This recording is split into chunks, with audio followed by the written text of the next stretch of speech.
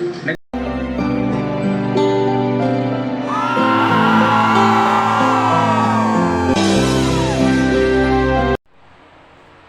ayusin natin camera natin ha.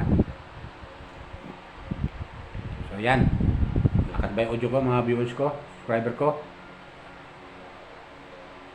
So, yan. Kung okay na, tuloy tayo. Welcome po sa aking YouTube channel, Randy Channel. Paki-subscribe, like, and share, and comment below dito sa aking YouTube channel. Okay? At hayaan nyo munang batiin ko kayo ng magandang umaga, magandang tanghali, magandang gabi sa inyo lahat. Sana po nasa mabuti kayong kalagayan at malayos maramdaman. At saka yung mga FW natin dito sa abroad. Musta po kayo dyan? Sana po nasa mabuti kayong kalagayan at malayos sa karamdaman.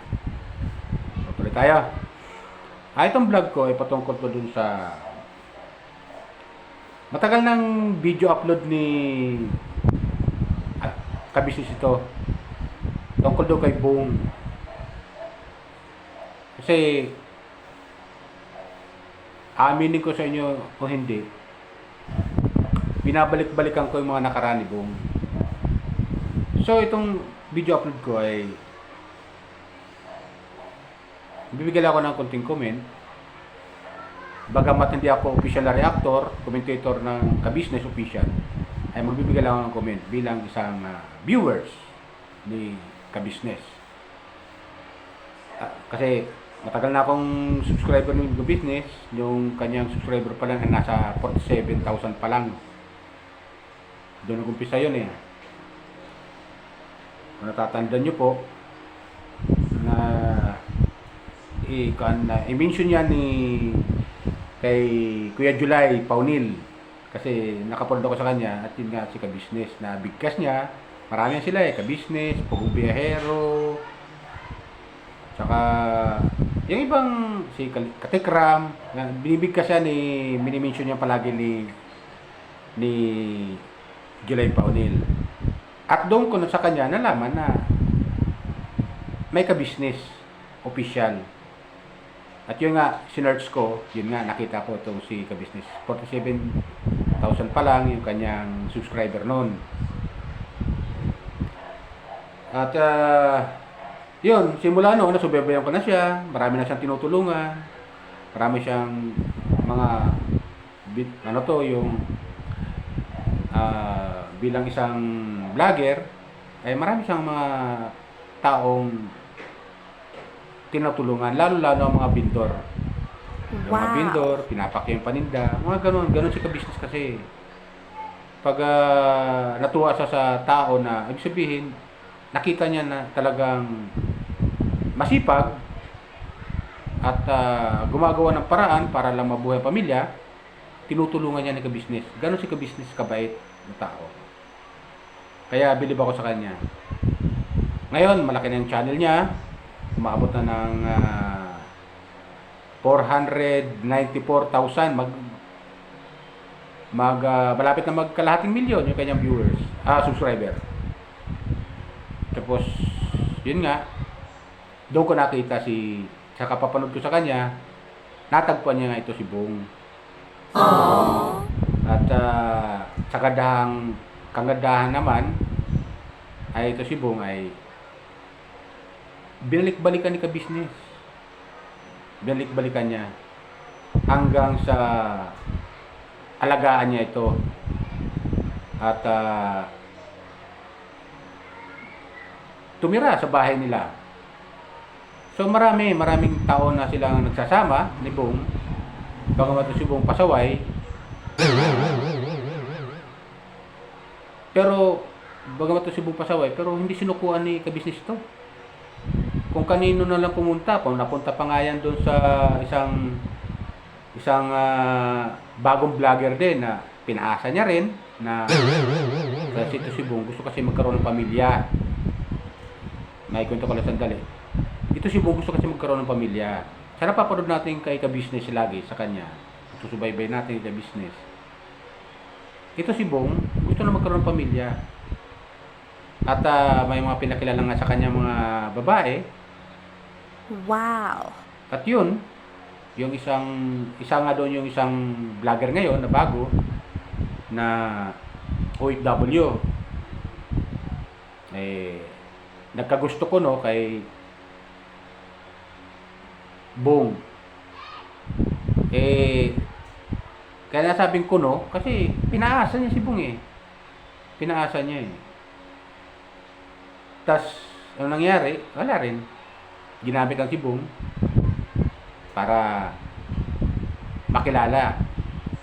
Ayun naman pala, din sa kaalaman ni Kabisnes, eh may channel pala siya. At matagal na yung kanyang channel, at hindi umuusad. Yun,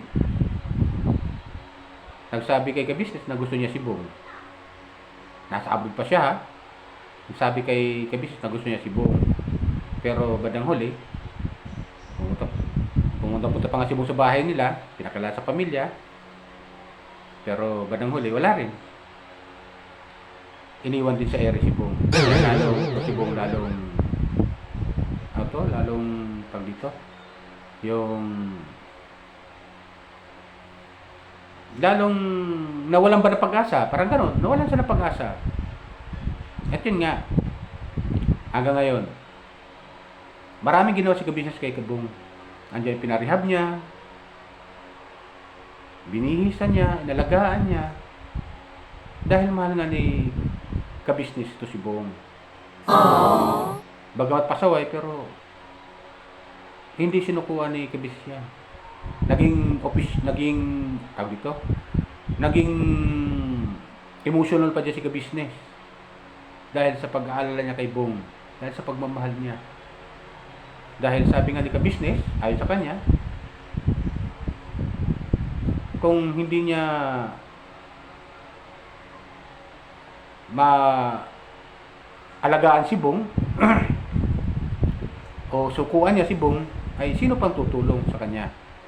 Kay Bong. Sino tutulong kay Bong? Si Kabisnes lang at yung kanyang pamilya.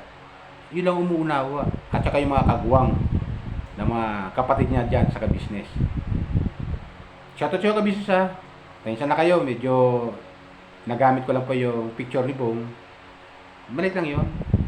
Yun ay kailangan ko lang para lang maging kung yung aking comment. Wow! Maging tag dito. Maging official yung aking comment sa dito sa aking channel. Bagamat hindi nyo ako official na reactor, commentator, ay bilang isang viewers, nanonood ako ng mga video upload nyo, kumuha lang ako. Matagal na tong matagal na tong pinanood ko to si Bong. Binabalik-balikan siguro mga 6 times. Pinapanood ko si Bong. 6 times yung umpisa. 6 times ko na bis na pinanonood yun kasi sobrang akong naawa do kay Bong. At yun nga, natutuwa nga ako at natagpuan mo si Bong at na alagaan mo hanggang ngayon. Andiyan si Bong sa inyo at maganda ng buhay, awa ng Diyos, binigyan niyo pa nga ng bahay. Alam mo mga kabisnes, mga kapwa ko viewers ni Kabisnes, labis akong natutuwa sa ginagawa ni Kabisnes kay Bong. Hindi niya talaga sinukuan. Natutuwa talaga ako sobra. Dumating sa punto na si Bong ay naglayas, hindi na umuwi sa kanila.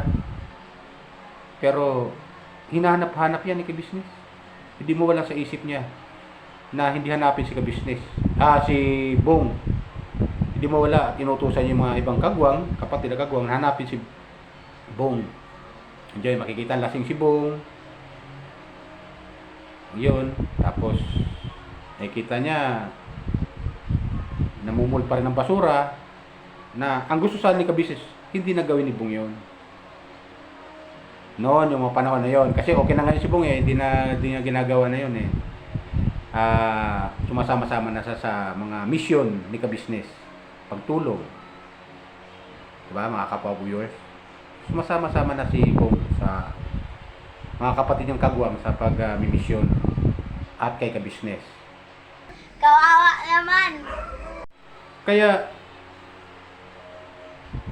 itong aking itong aking comment dahil sa natutuwa nga ako kay Bong na unti-unti na siya nagbabago, unti-unti na siya dahil na sa tulong ni Kabisnes sa kanya na hindi talaga niya sinukuhan. Grabe yung pagmamahal ni ka-business. Minsan, nag-comment nga ako doon eh.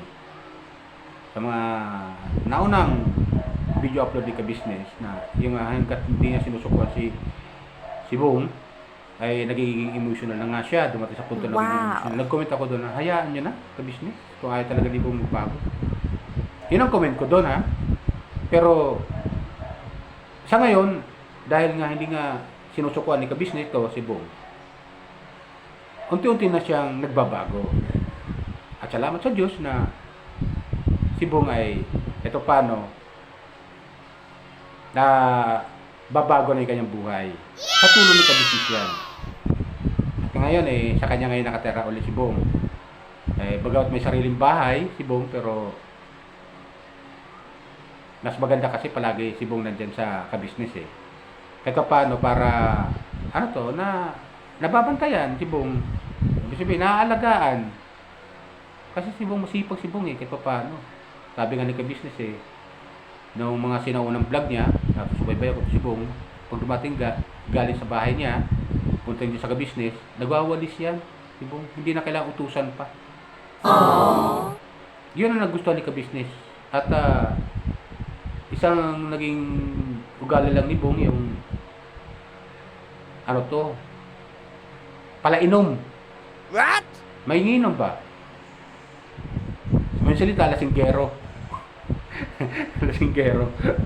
Pero di yun. Hindi yun ni ka-business. Pinagsasabihan lang siya ni Bong na masama sa katawan yun pag-inom. Pero ayaw pakinggan ni Bong. Pero bandang huli, naiintindihan na ni Bong sitwasyon sa ngayon. At doon nga natin natuklasan kay ka-business, ito pala si Bong. Dati palang may kaya sa buhay ang pamilya. Wow. Dati may kaya sa buhay. At may mga lupain na ibenta yung mga ari-arian nila sa isang taong hindi nila kilala ng mga magulang yung sa isang taong na pinagkakatiwalaan nila. Yung pala sinamantala yung pagkakataon na may sakit yung nanay ni Bong. Oh no! Kasi yung tatay ni Bong dati, masipag talaga. At nakakapundar nga sila. Kung bandang huli, doon sa sinamantala naman nung nakabili. Sinamantala. Pagkakataon na may sakit yun. May karamdaman yung nanay ni Bong. Siyempre, pag may karamdaman, talagang ibibinta mo talaga yung ari-arian mo para lang magpagamot, maibili ng gamot dahil wala na silang wala na silang source of income. Dahil wala na nga yung tatay ni Bong na una. Tapos yun nga, yung nanay na lang, sila na lang dalawa ni Bong. Kaya si Bong yun naman ayon sa kanya nakapag-aral naman siya, pero nung mawala yung nanay niya, naging palaboy, naging mga ngalakal. What? Multong basura, mga pwede pagbintahan, may pwede benta, mga plastic, mga ganon si Bong. Kaya ganon ang ang nangyari doon kay Bong. Pero sa ngayon, kung makakita natin, si Bong ay maganda ng buhay ngayon ni Bong. At hanggang ngayon, nasa kay ka-business. At nakikinig na kay ka-business si Bong. Nakikinig na siya. Salamat sa Diyos na ito si Bong kahit paano, unti-unti na natatauhan. Sabihin, Yes! unti-unti na siya, nawawala na yung kanya mga bisyo dati na pagiging manginginom, pagiging pagiging lasinggero, kasi yun lang kanya nalasing na siya, matulog siya, sabi nga ni Bong, ayon sa ka-business, doon sa napad kong vlog, minsan natutulog siya sa jeep. Natutulog siya sa jeep. Yung mga sinaunang video upload nila, pagpanood ko yun tagal na yun, yung mga video na yun, kasi tagal na rin silang sama ni ka-business ngayon di ko nagkakamali, nasa 3 taon rin sila ni Bong. Kaya hindi nga sinukuan ni ka-business si Bong. Hanggang sa gustong agawin ng isang bagong vlogger na pinaasa niya na kesyo mahal niya si Bong, yung pala bukang bibig lang pala yun. Wala palang katotohanan. Siyempre si Bong umaasa. Dahil gusto nga niya magpamilya na eh. Pero, wala nangyari.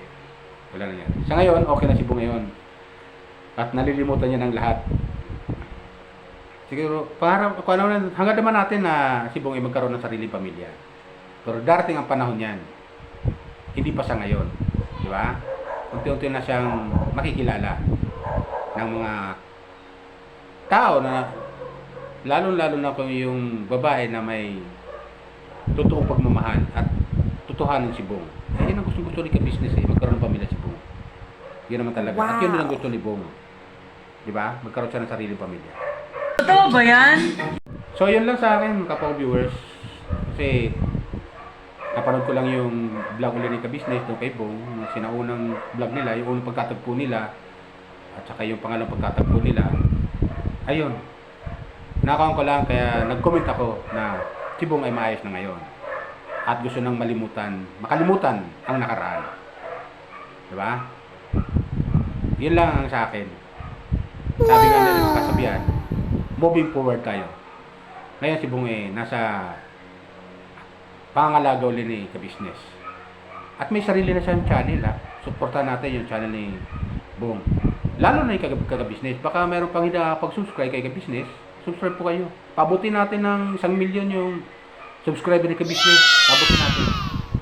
Kasi si ka-business marami siya natutulungan. Kung magpapanood yung mga video upload niya, marami siyang mga natutulungan. Lalo-lalo yung mga bagong membro ng Kagwa ngayon. Andyan ngayon sa kanya. Marami. Si Papa din, suportahan natin si Papa din. Pabutin natin ng kalahating milyon. Sa lubang taon na to, yung kanyang subscriber. Si ka-business, pabutin natin ng 1 milyon. Matagal-tagal na rin eh. Suportahan natin mga kapag-viewers. I-search nyo yung unang upload ni ka-business kay Bong. Yung unang pagtatagpo na. I-search nyo. Mapapaluha kayo doon sa sitwasyon na yun. Sa ginawa ni ka-business. Grabe ang pagtulong ni ka-business kay Bong. 10 ng kanyang pamilya. Grabe. Talagang todo suporta si ka-business. Hindi niya sinukuhan si Bong. Kaya mapapaluha kayo sa sitwasyon ngayon na mapanood nyo si Bong simula. Yung hindi nakakapanood doon, puntahan nyo po yung upload niyo ni ka-business. So, yan lang po sa akin, mga kapag-viewer, subscriber. Baka meron pang hindi nakapag-subscribe dito sa akin channel. Pakisubscribe lang po, like and share. Subscribe lang po kayo. Malaking bagay na po sa akin yun. Okay? Yan lang po. Bye! Ingat po tayo lagi. Pagpalain po tayo ng